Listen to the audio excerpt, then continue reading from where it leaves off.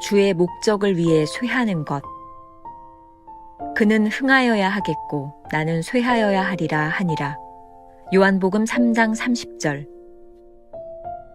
만일 당신이 어떤 사람에게 절대적으로 필요한 존재가 된다면 당신은 하나님의 의도에서 벗어난 것입니다. 당신이 다른 사람으로 하여금 예수님의 요구에 따라 살도록 만든다면 당신의 영향력은 아무 문제가 없다고 말할 수 있습니다. 그들의 역경을 막아주기 위해 손을 내미는 대신 그들이 10배나 더 강해져서 이 세상의 그 어떠한 것도, 심지어 지옥이라 할지라도 그들의 영혼을 주 예수님께로부터 빼앗을 수 없도록 기도하기 바랍니다. 계속적으로 섣부른 간섭으로 이런저런 일들이 있어서는 안 되지 라고 하며 그들의 도움이 되려고 하면 이는 하나님의 역사를 간섭하는 것이요 하나님을 막는 것입니다. 이렇게 간섭하는 가운데 우리는 신랑 예수님의 친구 역할을 하는 것이 아니라 우리의 알량한 자비를 내세우는 것입니다. 그러나 그 영혼은 어느 날 이렇게 말할 것입니다.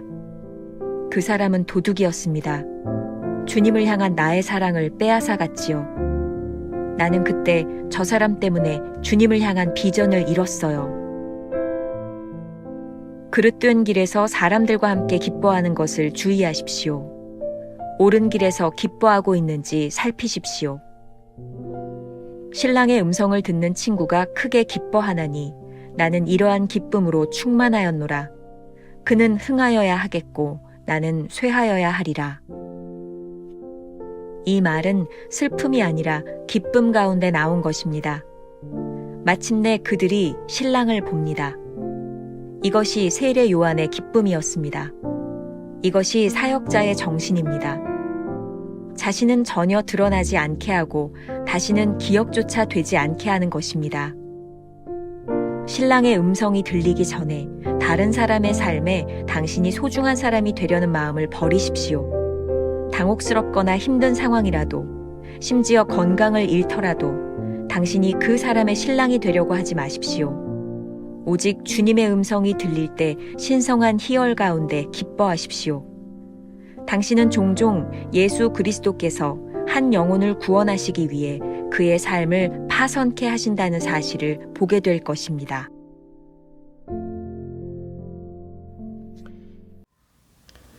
주님은 나의 최고봉 새벽 묵상, 오늘은 4월 25일 주의 목적을 위해 쇠하는 것이라고 하는 제목으로 함께 말씀을 나누어 보겠습니다.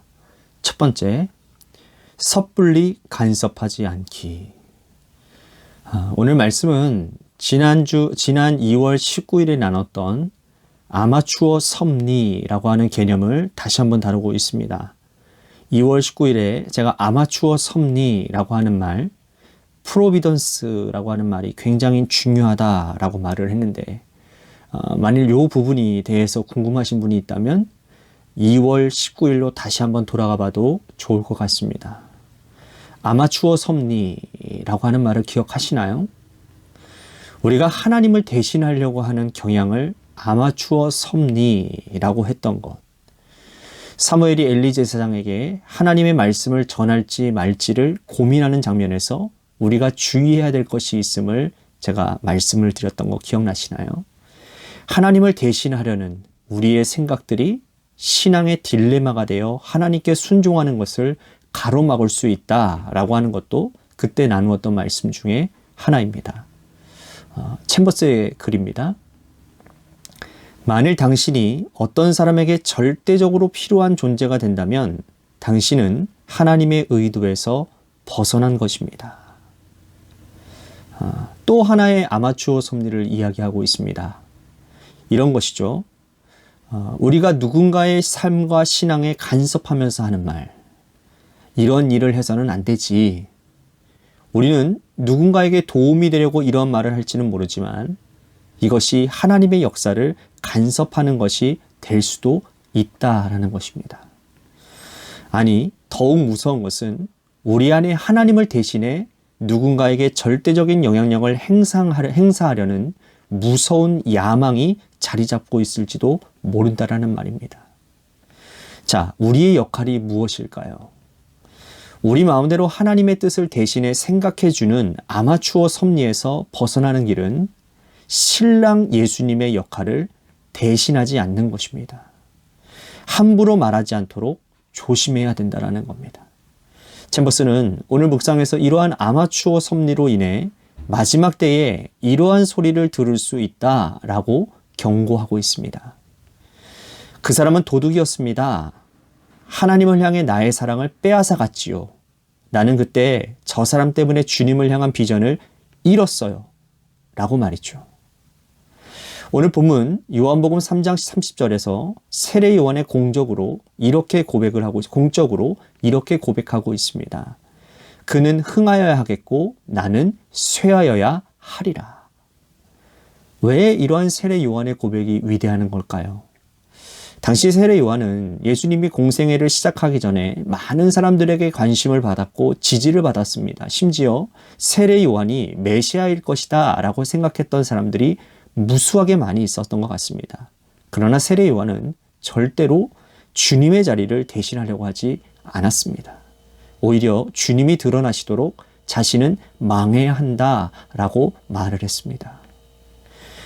강남교회 정병금 목사님께서 은퇴 설교를 하실 때 썼던 예화인데 오늘 묵상과 너무나도 잘 연결이 되어져서 여러분들에게 소개를 하도록 하겠습니다. 프랑스의 유명한 설교가인 오베르당 목사님이 젊었을 때 알프스산을 등산하다가 그만 실족해서 깊은 계곡에 떨어져 정신을 잃고 말았습니다. 얼마 후에 의식을 회복하고는 주위를 둘러봤더니 어느 집에 자신이 누워 있는 것을 발견했습니다. 그는 자기를 구해준 농부에게 이렇게 말을 합니다. 당신은 내 생명의 은은입니다. 당신의 이름은 무엇이며 이곳 주소는 어디입니까? 돌아가서 반드시 제가 이 은혜를 갚겠습니다. 그런데 농부는 이렇게 말을 한다고 하죠. 당신은 성경에 나오는 선한 사마리아의 이름과 주소를 알고 있습니까? 알고 계시다면 제 이름과 주소도 알려드리겠습니다. 라고 말입니다. 오베르당 목사는 그 말에 마음이 찡했다고 합니다.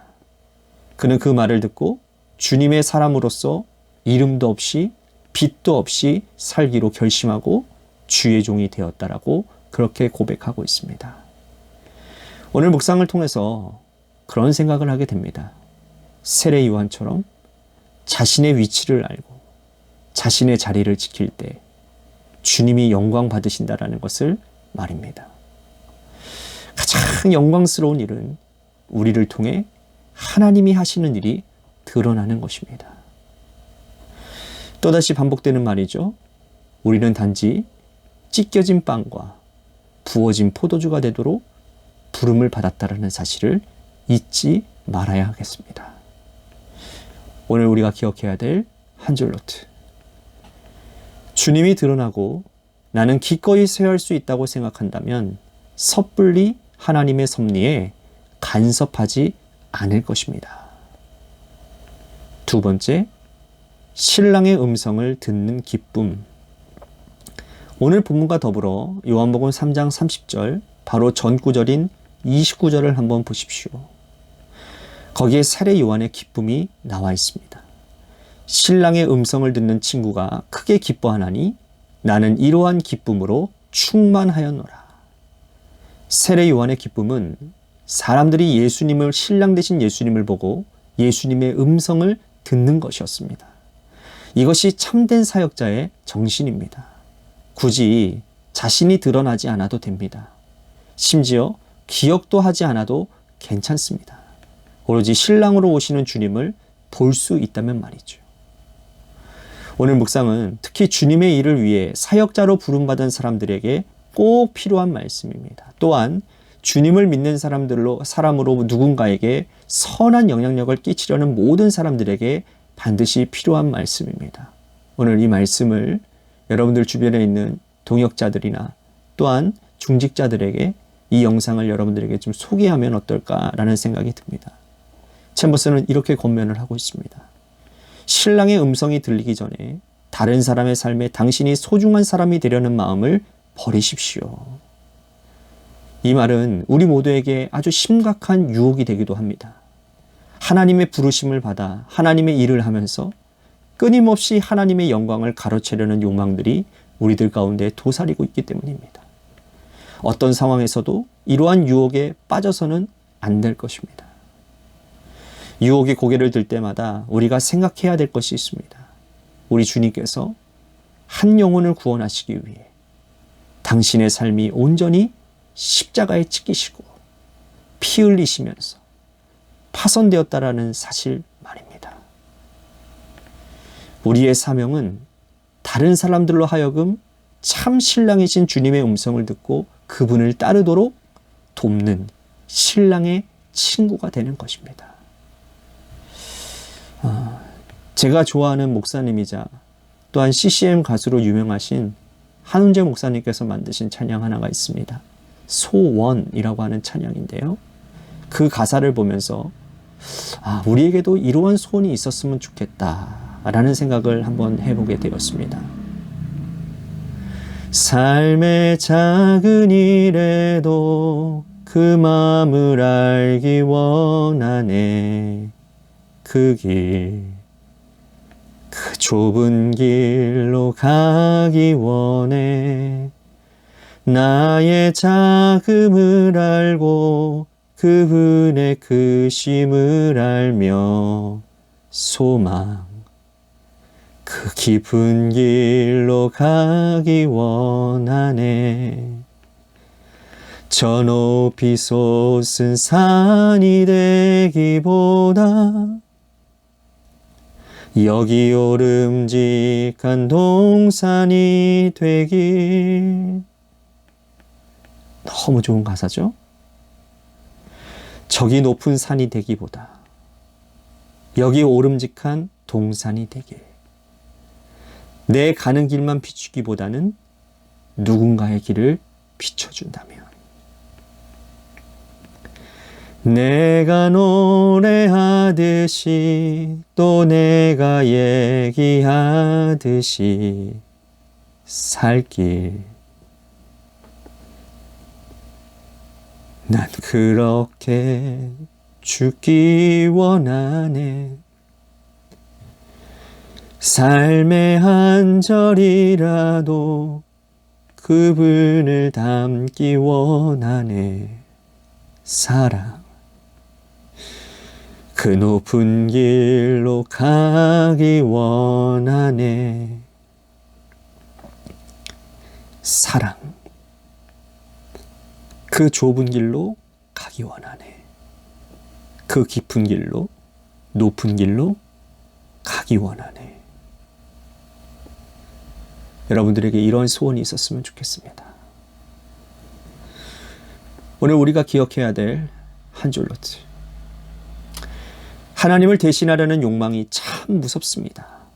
사람이 아니라 오직 하나님께 소중한 존재가 되려고 몸부림치며 살아야 합니다. 오늘 우리가 이러한 질문을 가지고 하루를 지나보면 어떨까요? 내가 아닌 하나님의 영광이 드러나도록 우리가 절제해야 할 일은 무엇일까요? 기도하겠습니다. 우리가 입술로는 주님을 위해 산다라고 말을 자주 합니다. 그러나 주님의 일을 하면서 내가 드러나지 않는 것, 누군가가 나를 인정하지 않는 것 때문에 참 힘들 때가 많이 있습니다. 오늘 세례 요한을 바라보며 그는 흥하여 하겠고 나는 쇠하여야 하리라 라고 했던 그 고백이 우리의 고백이 되었으면 좋겠습니다. 하나님의 영광이 드러나므로 나는 아무것도 아닌 존재가 되는 것, 그것이 우리의 소원이 되면 좋겠습니다. 하나님, 이 아름다운 소원을 가지고 하루를 이겨내고 승리하는 주의 백성들이 되게 하여 주옵소서. 예수님의 이름으로 기도했습니다. 아멘.